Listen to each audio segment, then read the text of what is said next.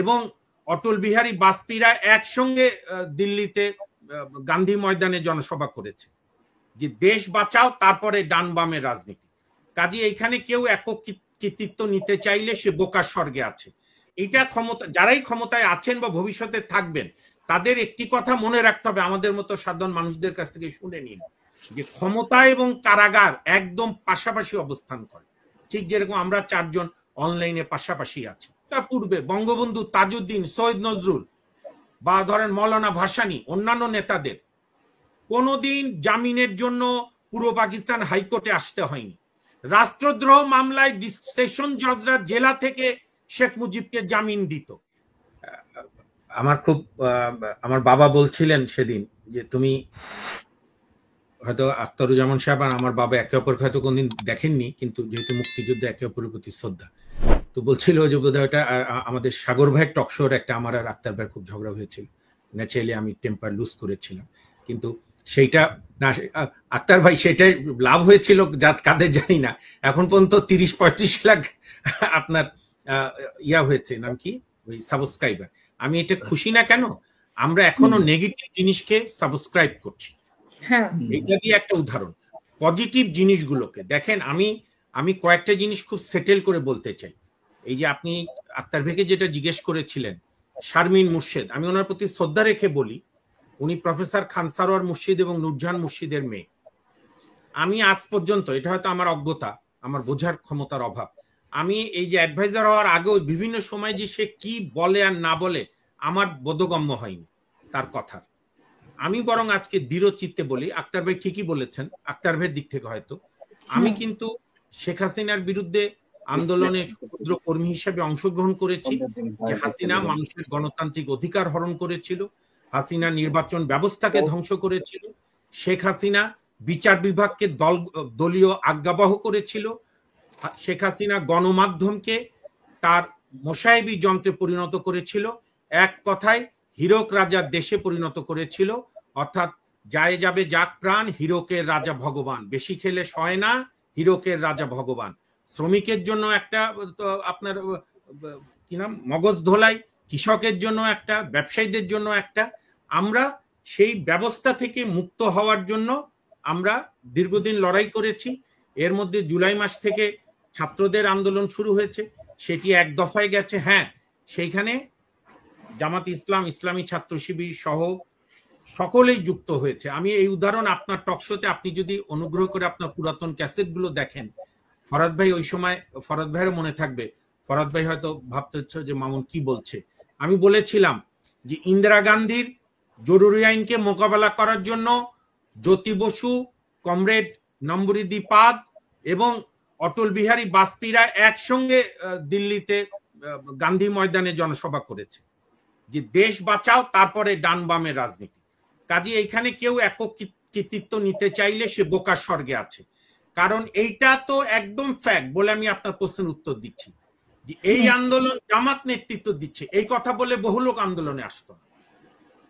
আবার এই আন্দোলন বিএনপি একা নেতৃত্ব দিচ্ছে, এইটা বললে বহু লোক আসতো না। এটা তো প্রমাণ। বিএনপির সবচেয়ে বড় জমায়েত ছিল 28 অক্টোবর 2023।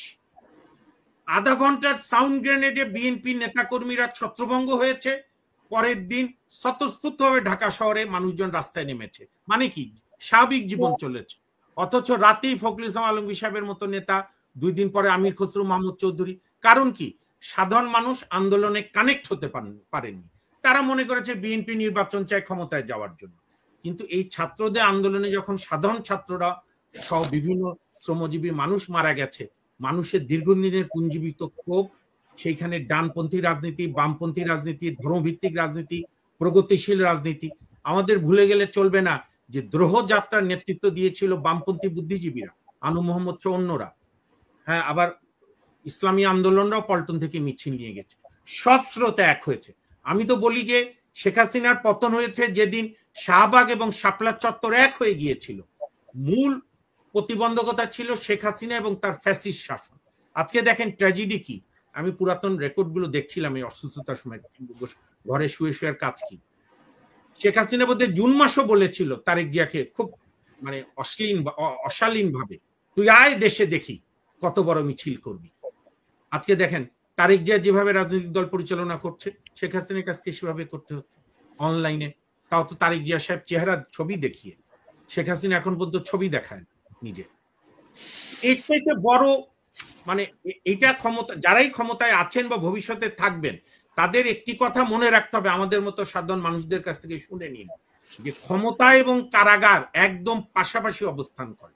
ঠিক যেরকম আমরা চারজন অনলাইনে পাশাপাশি আছি, ফিজিক্যালি লাইভ টক, মানে আপনার স্টুডিও বাংলাদেশে থাকলে যেরকম পাশাপাশি বসে টক শো করি আমরা, বা এখনো বিভিন্ন টিভিতে আক্তার ভাই বা আমরা যাই, কাজেই ক্ষমতা এবং কারাগার পাশাপাশি।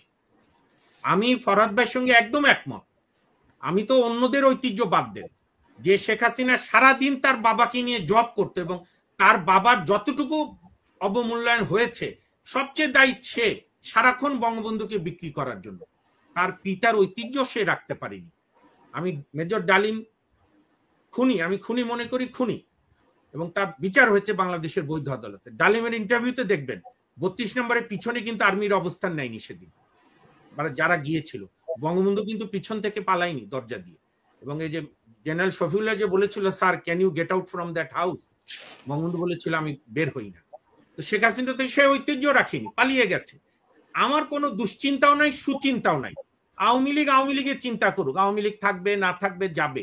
আমার দুশ্চিন্তা যেটা, আমার প্রিয় মাতৃভূমি বাংলাদেশ নিয়ে, যে বাংলাদেশ কি সঠিক পথে এগুবে নাকি আবারও রেটরিকের রাজনীতিতে যাবে, আবারও অন্যায় রাজনীতিতে যাবে, আবারও ব্যক্তি পছন্দে যাবে। আমি জানি না ইঞ্জিনিয়ার ফরিদ পাঠান ভাই লাইনে আছেন কিনা।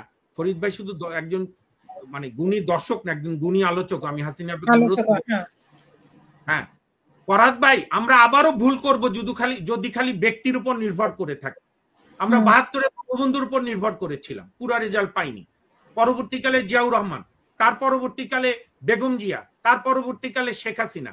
2008-এ তো শেখ হাসিনা জোর করে আসেনি, এবং শেখ হাসিনা খালেদা জিয়া মিলেই তো এরশাদের বিরুদ্ধে আন্দোলন করেছে।